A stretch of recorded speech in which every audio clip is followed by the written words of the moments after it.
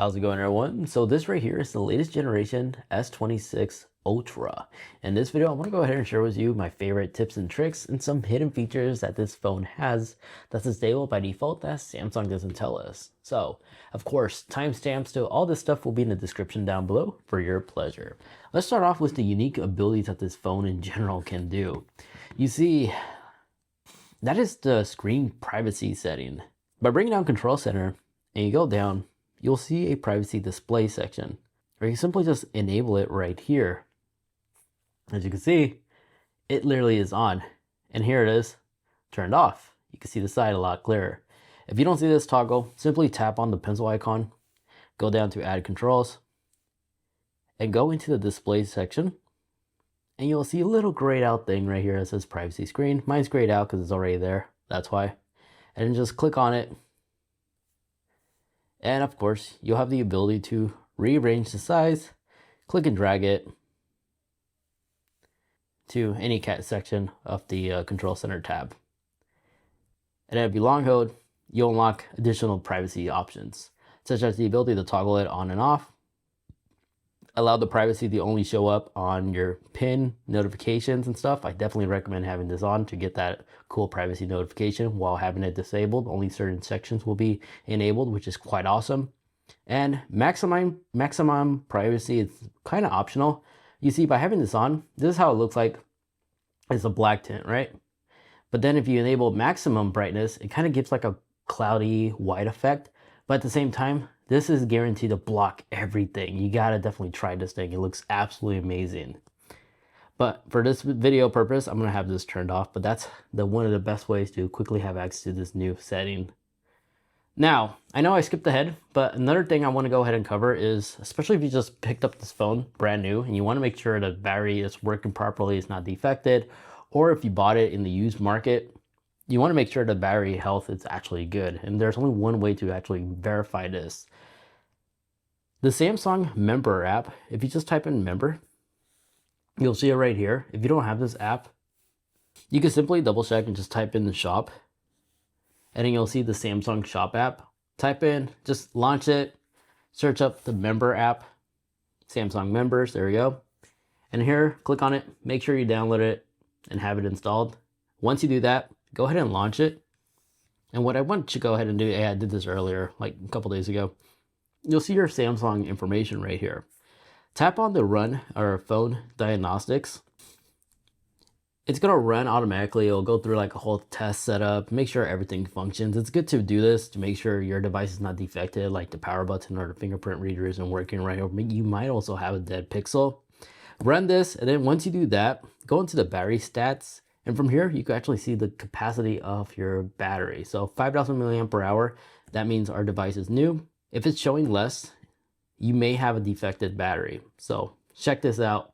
Make sure your device is good before you start using it a couple months later or past the warranty period ends. Your phone doesn't randomly just stop working. This gives you the ability to either return your device or get warranty work done on it. Now, the Samsung display on their device is absolutely amazing, which is why I recommend for the next one is take full advantage of the maximum resolution that this beautiful display can deliver. By bringing down Control Center, tap the gear icon over here, go down to the display tab in here, go into screen resolution, there you go, screen resolution, and make sure you select QHD+. This will take full advantage of the higher resolution display, making your video viewing experience feel extremely cool and cinematic. I know it says sharper visuals may use more battery. Trust me, I don't even notice the difference. I experimented with all three of these, and the only thing I want to say, it probably gives you 5 minutes less battery life, which in all honesty, doesn't really matter. It's just very weird how Samsung typically will have it like FHD+, but you need to manually enable the full high resolution setting right here. And it doesn't even tell you to do that either. The next thing you definitely want to check out is Dolby Atmos, because you do have built-in Dolby tuned speakers for earbuds use as well as your phone listening experience. From here, you can select this and you'll have Dolby Atmos enabled. To add this, same thing, tap the pencil icon above here, click on add control, and just go down. And in the sounds tab, this is where you'll find Dolby Atmos. Click on it, add it. move it around, rearrange it to your personal size preference, and then tap done. And then you could just select it from here. And if you long hold, you'll actually be able to go into the settings where you can manually select between movie viewing experience, music, or voice. Auto works perfectly fine.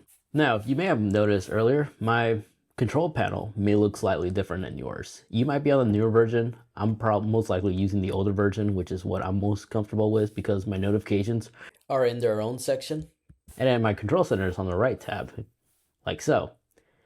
By default, I believe it's combined together. I kind of like having them separate, easier to use and navigate. So if you like to reverse back to it, tap the pencil icon over here, go into panel settings. From here, you could separate it or put it all together. Experiment. It is somewhat customizable. All the settings right here are pretty much self-explanatory, but separate, I think it's just cleaner. Now, the screen brightness on this phone is extremely bright, especially in an outdoor environment. So of course you have your slider right here, and it'll turn orange to let you know that you have at the max. But for this video demonstration purposes, I'm gonna have it low. But if you like to go into the settings, just long hold on the slider, and you'll see new setting toggles. You could toggle right here, adaptive color tone, and allow the screen to adjust to the environment you're in, and adapted brightness. You could disable it or enable it if you don't like it to automatically adjust from here. But by having it disabled, you can enable extra brightness. So you could actually max peak your screen as you're witnessing right now on demand at all times. Now, when viewing content on Instagram as an example, if there's like a lot of background noise and you really can't hear the vocals, while you're listening to your content, there's a tool right here where it says audio eraser. By enabling this, you can maximize the strength to your personal preference. You can also enable it to be voice focused. So by hitting done and doing this,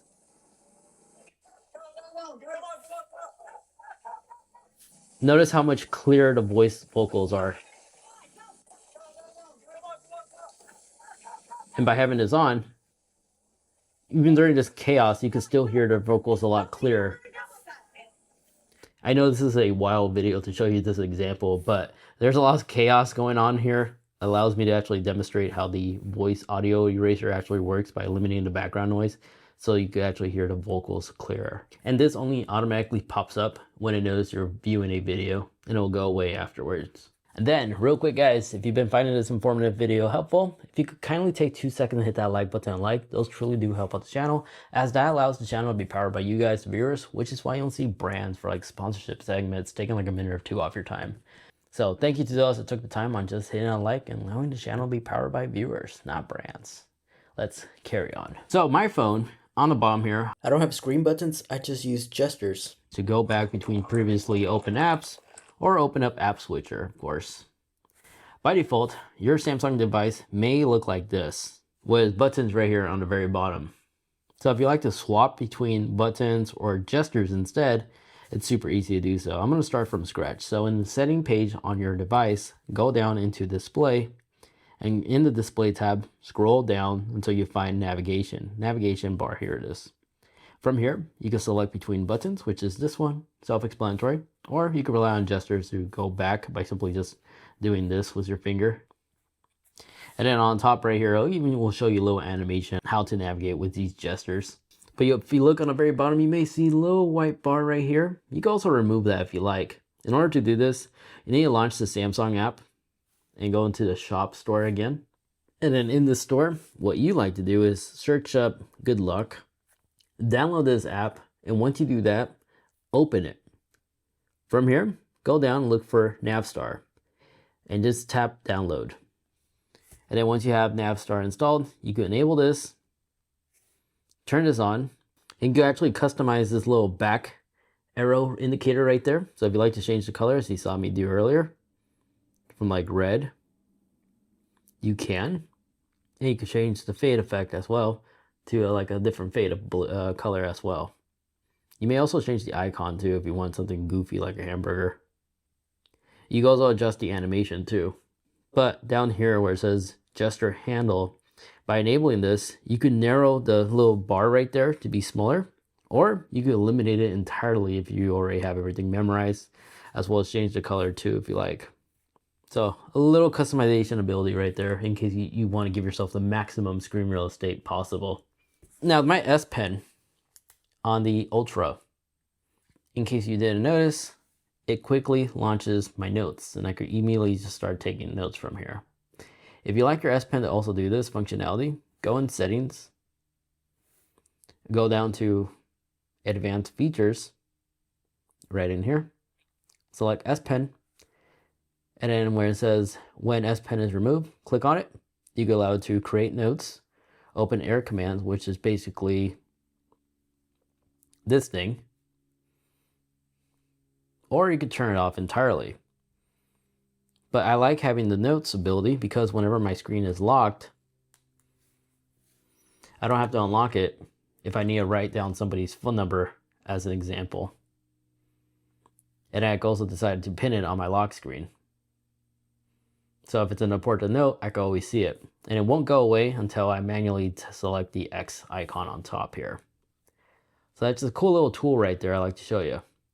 Additionally, the S Pen may look like it needs to be fit in correctly, like that flush end has to be flush with the phone. In actuality, I think Samsung did that on purpose because if you have a big case like mine, like I have right here, having that bump makes it easier for me to get it out if I have a thick case. Because if I do the correct way, that flush end, it's a little bit harder to actually push my fingernail down and actually like grab it out. So recently I've been switching it from this bumpy part. It's actually making my life easier to get that S Pen out. Now, if you're transitioning from one Samsung device to the other, instead of airdropping or use Samsung Share to wirelessly send a bunch of files to your device, in Control Center, you do have a nearby a device toggle you could quickly tap on, and then just click and drag the device you're trying to connect to your main device. And from here, you can enable storage sharing. It will prompt you to use Touch ID or Face ID, and then tap Allow. But by doing so, we could basically open up all the files right here from this device and have it copied to our main device. So it makes like storage sharing extremely easy and useful, especially if you're transitioning from one device to the other and you're about to trade this one in. And then this side panel over here, this is basically like your quick shortcuts. You could tap the pencil icon to rearrange the apps you like to have quick access to, like your web browser as an example. You can simply just click and drag it and it'll stay right there for you. So this little tab will just always pop up for you. And then if you slide your finger, you'll have different folders as well that you can customize. If you hit the little gear icon right here, you could decide on disabling it if you don't like it, or change the panel to other things like your clipboard, tools, people to contact, weather information, reminders. So definitely spend some time here. Everything's pretty self-explanatory in here though, to customize that is. And then as for some bonuses, the zoom on an S26 Ultra is absolutely amazing, but if you're using high zoom, tap on the subject, it'll stabilize it, so you can actually take the photo much quicker versus you being stable and taking the shot. And then the horizon lock trick. When you switch to video, tap this little icon right above here, select horizon lock, and you'll be able to create some crazy effects. This is a new feature that's only available to the 26 Ultra lineup of phones.